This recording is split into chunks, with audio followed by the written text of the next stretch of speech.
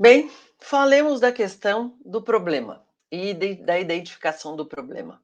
Normalmente, o briefing chega para a gente de uma maneira bastante incompleta, eu diria, e de uma maneira muito peculiar, eh, com uma parte, do problema sendo, apresentado.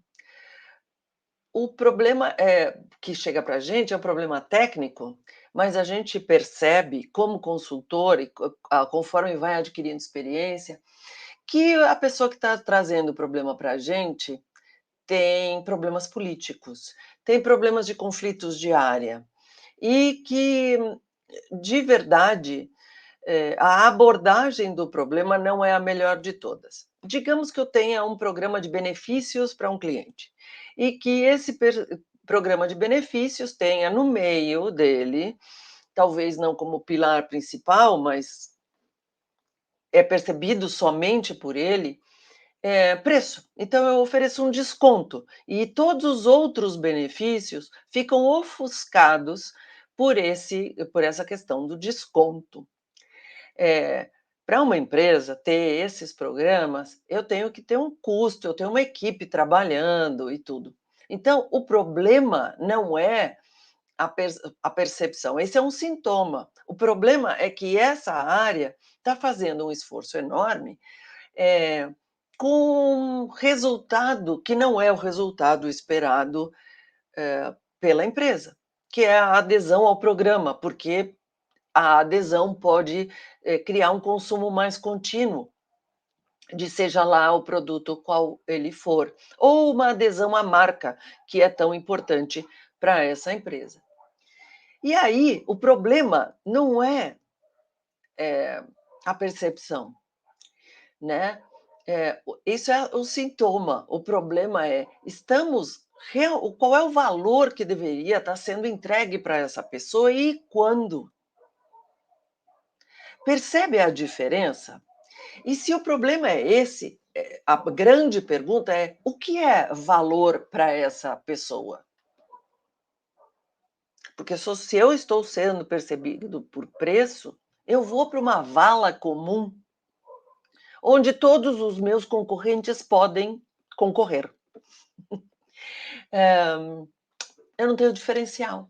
Preço não é diferencial, porque todo mundo pode me igualar, na medida, obviamente, da margem de contribuição que isso der. Mas isso torna o programa de todo mundo muito difícil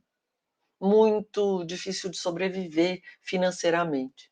Então, quando vocês estiverem fazendo este trabalho, vocês têm que ter muita clareza de que existem outras implicações, certo? E que eu vou ter que separar o sintoma do problema e decidir o que é que a gente vai trabalhar. E aí determinar as variáveis relevantes e criar a grande pergunta de pesquisa, né? O que é que essa pessoa está procurando quando ela está nesta situação, neste momento, e o que é que eu deveria entregar, de fato, né? Que é onde estão as oportunidades, porque às vezes eu tenho que entregar muitas coisas para que essa pessoa fique feliz. Uma forma de olhar isso é organizando seu estudo. Este documento, esta imagem, está na área de recurso de vocês. Eu vou pegar o pedaço que nos interessa agora e eu vou dar uma esmiuçada nele para vocês entenderem.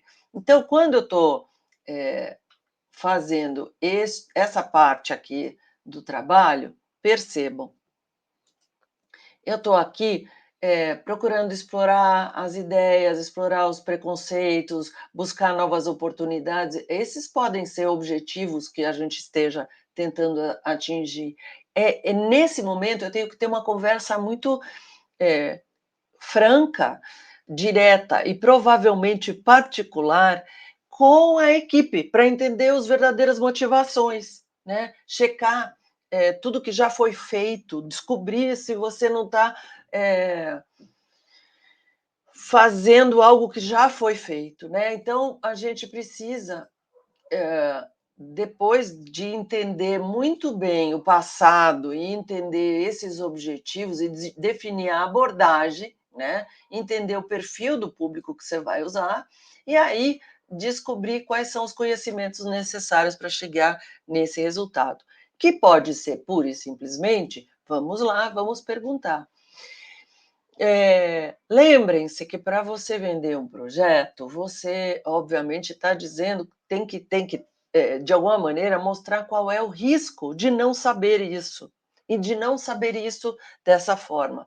Essa argumentação é um momento onde você vai encontrar as fricções com o marketing, porque obviamente uma coisa é eu saber aquilo que eu quero saber, né, validar minhas hipóteses, outra coisa é eu descobrir coisas que eu não gostaria de ouvir, né, que é o que a pesquisa qualitativa muitas vezes nos traz. E esse é onde está um dos nossos grandes desafios. Então, eu preciso ver quando é o que qual é o risco de não saber, qual é o momento certo de pesquisar, identificar as partes interessadas, fazer uma sessão de audição, né, para ouvir essas pessoas e entender aonde está o âmago desse projeto, tá. Eh, a partir daí, eu posso decidir qual é o tipo de pesquisa que vai dar o conhecimento que a gente quer. Lembrando que se eu uma coisa é eu estar inovando, né, outra coisa eu estar pura e simplesmente validando uma ideia. São 2 momentos diferentes. Lembrem-se que no discovery eu estou identificando oportunidades, eu estou descobrindo o âmago do problema. Tá?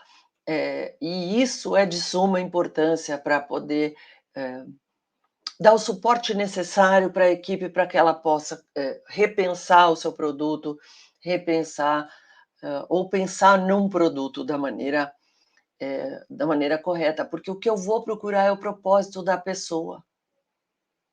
Qual é o objetivo dela? E a gente já vai falar sobre recrutamento dessas pessoas. Então, quando a gente está fazendo este trabalho, né, e eu vou colocar isso disponível para vocês, ali, vocês vão ver que a gente tem uma série de perguntas para fazer e que a gente não pode se esquecer delas antes de fazer o recrutamento e nós vamos criar o recrutamento em função disso, tá certo? Então, vamos falar desse recrutamento e desse roteiro, abre aspas, fecha aspas, de pesquisa.